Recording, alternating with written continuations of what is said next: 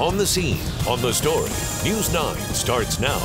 Right now at 6:30, complete team coverage as the days count down toward a statewide walkout. Sylvia Corkill and Grant Herms are following these stories. Plus, Oklahoma Education Association President Alicia Priest is in the studio answering our questions about a possible teacher walkout. Keep the rain gear handy. Jed Castle's tracking another round of rain today. There is the radar lit up. Good morning, Oklahoma. I'm Robin Marsh. I'm Lacey Lowry. I forgot my umbrella. It's drying still in my garage from yesterday, Jed. That is true. Yeah, I stuck mine in the car and brought it back in. Yeah, may need it here this morning. I know. But rain chance will diminish some during the afternoon. So if you can get past 9 o'clock, you probably won't need that umbrella today. Let's check out where we're at with the rain. You can see much of the rain is in southeast Oklahoma. Big area of rain there, big shield of rain there. Then some rain now moving back up into Oklahoma City here. So as we go through the 6:30, 7 o'clock hour, that's probably when our best chances of rain will be. Let's kind of take a look a little closer, zoom in on Next Gen Live. Next Gen Live, the only live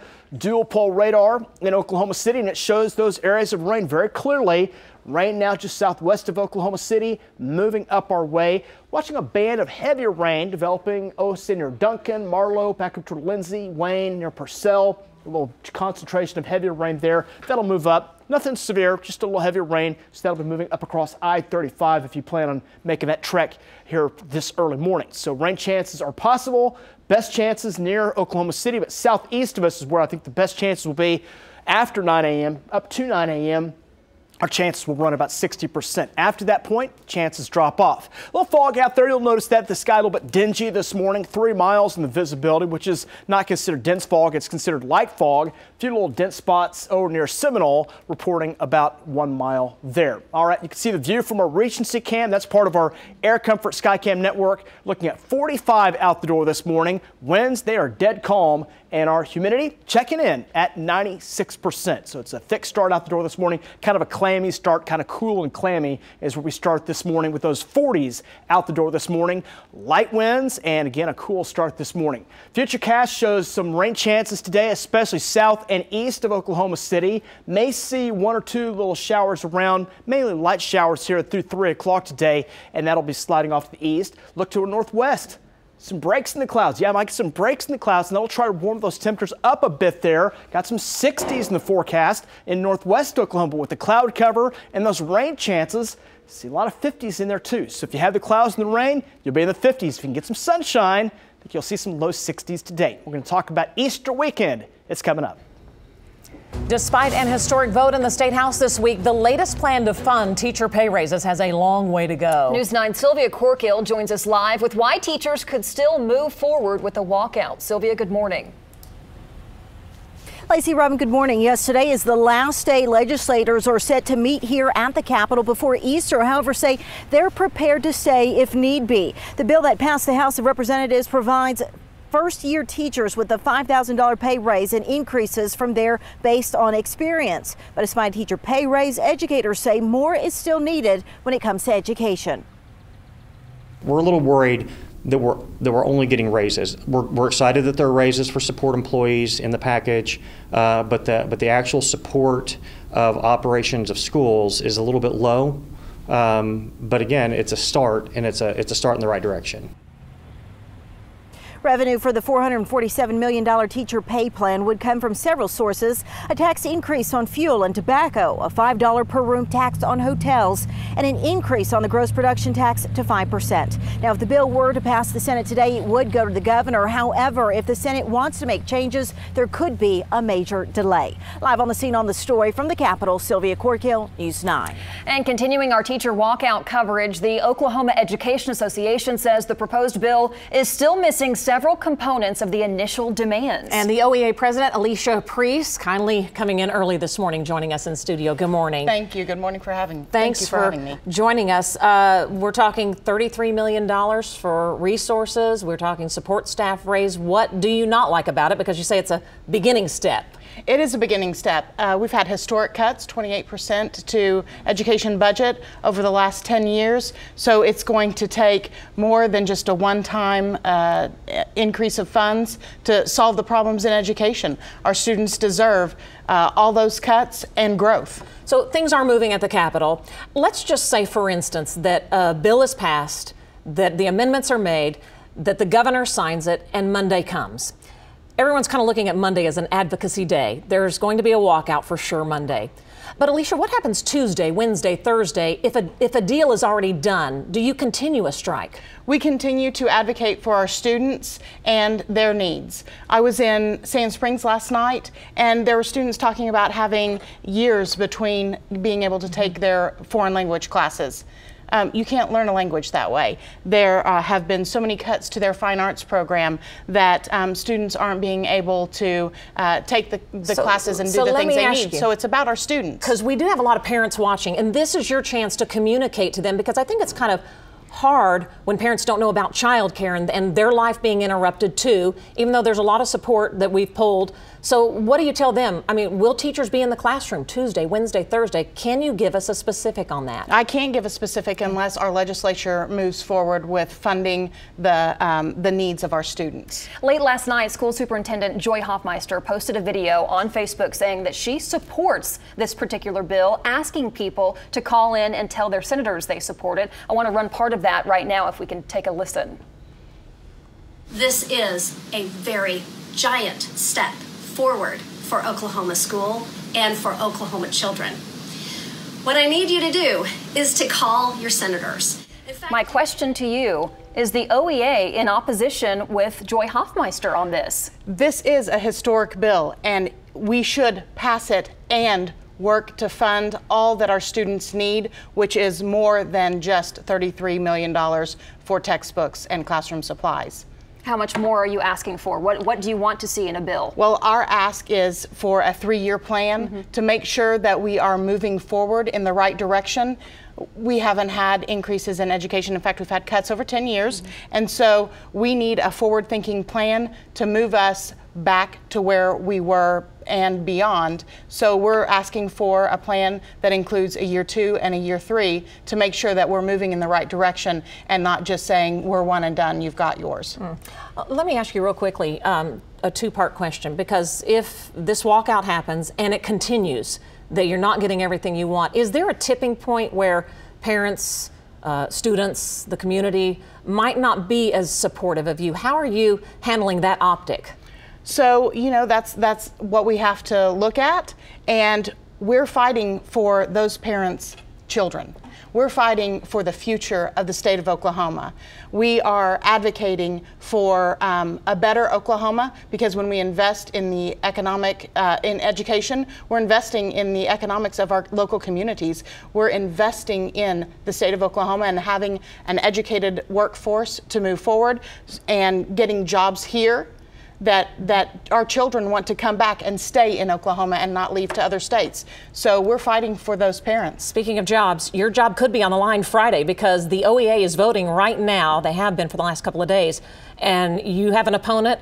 Friday is the deadline for the vote. I mean, could the leadership be changing in your organization? I would hope not. I've been blessed for 3 years, 2.5 years, to serve as the president of the Oklahoma Education Association. I've been a strong advocate of collecting voices from all across the state, and I'll continue to do that. Alicia Priest in the studio with us this morning. Thank you so much for talking with us Thank live you. on the air. You can find more on news9.com of that interview. Continuing our coverage, though, the Education Revenue Bill, House Bill 1010XX, would actually deter an effort to raise the gross production tax even higher. The group Restore Oklahoma Now wants to petition for an increase to 7%. The group believes if the teacher pay bill passes, it's likely to hinder their petition drive to raise it to 7%. We'll be following that one. Robin? Oil and gas companies are weighing in on the proposed increase on the gross production tax to fund a teacher pay raise. Our Grant Herms joins us now with what the state's 2 largest oil and gas groups are saying. Grant, good morning. Robin, good morning. Oil and gas workers from across the state were at the Capitol yesterday for a rally for the rigs, the event coming hot on the heels of that historic vote. Oil and gas voices carry a lot of weight here in the state of Oklahoma. About nearly a quarter of every tax dollar can be traced back somehow to the oil and gas industry. And the recent plan to pay teachers is already getting pushback from those voices. The president of the Oklahoma Oil and Gas Association said they have, quote, zero confidence in lawmakers, adding in a statement, quote, we do not endorse a plan that will continue Oklahoma's over-reliance and unsustainable dependence on a single industry for financial stability, put Oklahoma families out of work, and add to the state's social services burden. And in a separate statement, the Oklahoma Independent Petroleum Association said it also opposes this new plan, saying in part an increase to 5% eliminates the economic advantage that has made Oklahoma one of the top places for oil and natural gas investment. The plan to raise the gross production tax still has to make its way through the Senate and is expected to be heard a little later on today. Grant Herms, News 9. All right, thanks a lot, Grant. While there is still time to pass a teacher pay raise, organizations are already preparing for the potential walkout. There are several businesses holding day camps for students. Allie Brooks at the Alert Desk following these businesses stepping in. Allie? Well, Riversport Adventure Park will host Spring Adventure Day camps in the event of a teacher walkout. The camps begin Monday, April 2nd for kids between 8 and 14 years old. Camps will be held weekdays through the duration of the walkout. It starts at 8:30 and goes until 3:30, but children can be dropped off as early as 7:30 a.m. The kids will take part in beach volleyball, rowing, kayaking, and climbing the Sky Trail. The cost is only $29 a day, and they say registration is definitely encouraged. We're making a full list of businesses, restaurants, and churches that will be helping in any way during the walkout. You'll be able to find that list on news9.com. And if you have any organizations or businesses lending a hand on Monday, send us a message either at news9.com or on the News 9 Facebook page. From the Alert Desk, Allie Brooks, News 9. Well, your time right now, 6:42. Stepping outside, here's a look at traffic. Drive times a little slower. Northwest Expressway from the Turnpike to I-44, 16 minutes there. Southbound, if you're going on Broadway Extension to I-40, 24 minutes. And right now, we are accident-free. Back to you guys. All right, if you're heading out the door this morning or getting your bus stoppers ready to go, a little rain here early this morning. Watching rain on Next Gen Live and Storm Shields. We'll have a few showers around. How long will those last? We'll talk about that coming up. And it's a riveting interview. A Stillwater bail bondswoman defending her actions after shooting and killing her client.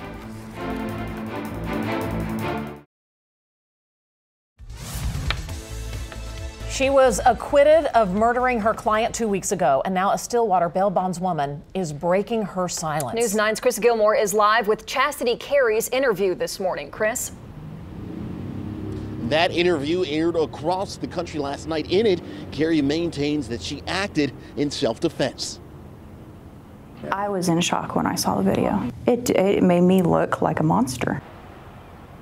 This all dates back to a meeting in Carey's office last August with Brandon Williams. Surveillance video documents the encounter up until Williams steps out of frame and is shot. According to reports, Carey was trying to revoke Williams' bond when a scuffle followed. Carey says Williams was trying to run past her and escape onto a balcony when she grabbed a gun from her desk and shot him in the back. He never possessed the gun. He never had the gun. The gun was closed in a drawer until Miss Carey pulled the gun out of the drawer. She was the aggressor. Mr. Williams was never violently aggressive towards either one of them. Carey's attorney in this case, Jared Stevenson, says if the jury were given the option of convicting Carey on manslaughter charges, they would have. Reporting live on the scene on the story in downtown Oklahoma City, Chris Gilmore, News 9. Chris, thanks so much. Now to Washington Public Schools. We know it's facing a lawsuit after a sexual assault investigation by the OSBI. A 14-year-old boy's family says that their son was repeatedly sexually assaulted by classmates and the district failed to intervene. We've learned the superintendent and also the middle school principal are also facing litigation in the case. And police have arrested a woman in connection with a bomb threat that prompted a district-wide evacuation yesterday. 48-year-old Stephanie Louise Montgomery says she called a school secretary and said there were bombs and backpacks inside the school. Officers found no evidence of actual bomb in the Claremore district. 6:47 right now. Let's take a look at traffic outside on the roadways or with our own traffic tracker, Bill Fig Newton. Good morning, Fig. How are things looking? Good morning, Robin. Things are looking pretty good. I've got Pig 89 northbound on the 35 on this hump day morning, passing by Frontier City as we speak. The highways have dried off pretty good, so there's not very much water out here, so you can go ahead and keep up your speed. Let's see. I'm not showing any problems on the highways right now. Everything is picking up pretty good. No problems on the city streets still. That's all right. But keep up the good work, and I'm happy out there. Back to you. Thanks, Big, and I'll have some drive times for you coming up closer to 7 o'clock. And now let's look at Christmas weekend. Oh, wait, no, Easter, right? It's going to feel like, but it's going to feel like they're Christmas. synonymous. They both have to do with the same person. Amen. I'm good with both of them. Both of them are great holidays. Good try. All right, Robin, good morning to you. Let's check out that Easter weekend. And again, talking that forecast, Friday and Saturday, got those Easter egg hunts going on there. Looks good. Easter Sunday itself, that's the day that it's going to be at its coldest and windiest, so prepare for the big chill coming in on Easter Sunday. So if you're getting the dresses, the bonnets, and all that good stuff, just be prepared. A lot of wind out there coming our way. Maybe a skirt alert day coming in on Sunday. Best day comes in on Saturday, 75. Just a slight chance of late day rain as that cold front rolls our way. You know, we've been sitting at the top of the driest March on record. For just a trace amount of rain for most of this month. But the last 3 days, we've done a number on that. We've now made our way out of the top 10 of the driest Marches on record with the quarter, half-inch type totals we've had in and around Oklahoma City. 0.62 in Norman, over an inch in Purcell, over 2 inches to close to 3 in Byers, 2.5 around Seminole, Holdenville close to 3 inches, head up toward Bristow, just under an inch. Chandler, you did real well with over 2 inches of rainfall. Head northwest, just not that much. This was not a big event, and it seems like we just haven't been able to get the right number in place to get those rain chances higher, but at least light totals here.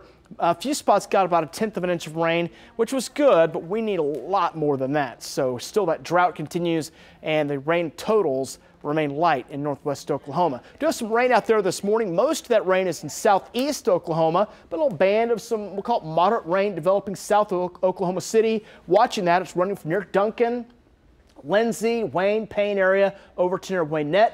Band of some rain showers coming into Blanchard, Dibble, Noble, Purcell, and Norman. Around Oklahoma City, a little band right here coming in. That'll slide on through here over the next 30 minutes. May dampen the roadways a little bit, make them a little bit rain slick, so watch out there. One more batch out to our west. Once that goes by, I think the rain chances pretty much drop off, and anything after this point will be very, very light. Rain chances out the door this morning before 9 o'clock for Oklahoma City. We'll put it 60% between now and 9 o'clock. After that point, chances will drop off to about 20% with the rain continuing in southeast. A little fog out there. Fog visibility is 3 miles. You notice a dingy sky in Oklahoma City. Visibility are 2, down around 1 mile over near Prague and Seminole. You can see that fog on our shot from a Regency cam. That's part of our Air Comfort Skycam network. 45 calm winds, and our humidity nearly tank full out the door this morning. We've got some 40s starting off, kind of a cold, cool, clammy start this morning. Futurecast shows some rain showers. Most of those will be down to our south and east. May see a little spot or two of rain moving back up toward the metro by late afternoon today, but we're kind of on the edge of seeing some sunshine. How about that? Northwest Oklahoma could see some 60s in here, maybe some mid-60s in spots. That sun has a bit more oomph to it this time of the year, certainly playing a number where that cloud cover and that rain will be. That's going to keep those temperatures down in the 50s coming up for today. Hour by hour weather, a slow improvement, mid-40s, maybe near 50 by noon. May still be the 40s in spots then as well. We'll try to get back up in the 50s, maybe near 60 in spots by late afternoon today. Mid-40s, that's where we start. And winds, they start very, very light. Winds right now, maybe 5, maybe 10 at best. Well, cool shot coming in here the next couple of days. You can see cooler temperatures today into your Thursday. On Friday, we'll try to warm it back up a little bit as we watch a big cold front coming in. Watch this blast right there. That's that polar plunge that comes in late Saturday into Sunday. That rolls on by, and we'll expect to see some warmer air coming in later next week. Talking temps, 50s and 60s today. 50s and 60s on the way for tomorrow. And again, a rain chance coming up this afternoon will be spotty. Another chance comes in tonight into the morning hours on Thursday. That moves out, drying it out for your Friday and Saturday and Sunday for the most part. Again, 75 Saturday, Easter Sunday, cold and windy. All right, back in a moment. Stay with us.